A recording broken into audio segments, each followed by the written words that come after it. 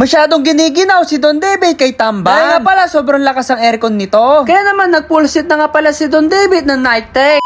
For this video ay aalis nga pala ako. Kay ganda nga pala ng panahon. Si Tampo nga pala dito ay tamang laro nga pala ng kanyang waveball. Nagpapakitang gilis nga pala lagi sa akin. Dito nga pala ay sumakay na ako kay Reddy. Dahil nga pala hindi naman naulat at hindi naman mainit, dito na ako sumakay. Bali pupunta nga pala ako sa mini Divisoria. Dito nga pala ay maghahanap ako ng pintura. Yung pintura ang hinahanap ko yung pwede sa katawan. Hulaan nyo nga pala mga katampi kung ano yon. Mga watercolor nga pala yung aking nakita dito. Parang di nga pa pala po pwede ito. Pero nga pala dito acrylic color. Sa palagay nyo mga katampi, saan kaya ako makakita ng ganun? Yung tinatawag na body paint. Ito kasi pang papel lang mga katampi. Siyempre nagtanong na nga din pala ako kung po pwede ito. Subalit nga pala hindi daw ito pwede. Lalo nga pala itong acrylic, may nakita nga ako dito. Baka kasi hindi matanggal sa aking katawan yan. Dahil nga pala ipipinturahan na ako noon. Dito nga pala nagganap-hanap ako. Napag-desisyonan ko na lang pala na umuwi na lang. Tinawag ko nga pala dito si Don David dahil nakita ko nga pala nagbabasketball. Nakita ko nga na naman dito si Tampo, puro waveboard lang ang ginawa. Buong araw ata, puro kembot ang ginawa ni Tampo ngayon. Napahilig tuloy siya sa waveboard niya. Kaya ba mga Tampi, meron ba kayo waveboard? Patingin naman ako at pagandahan tayo. Hindi ko nga pala akalain ay meron nag-aabang sa amin dito. Ito nga pala ka-transaction ni Don David. Bibili kasi ni Don David yung pants na night tech para naman kompleto ang kanyang set. So yan mga katampi, binili niya na. Dito nga pala sinukat na ni Don David, kaso nga lang masyadong malaki ito. Kaya naman gagawa siya ng paraan. Wala nga pala itong tali. Hanap nga pala siya mamaya ng tali. Dito na nga pala ay close deal na sila. So dito naghahanap nga pala si Don David na tali. Siyempre ako naman ay tutulungan ko siya. Naghanap na nga pala ako ng kawad. Dito nga pala kinuha ko muna kay Don David yung pants. Dahil nga pala kakawadan ko. Lalagay ko nga pala yung tali. Bibigyan ko siya ng panibagong technique para naman matutunan niya. So yan mga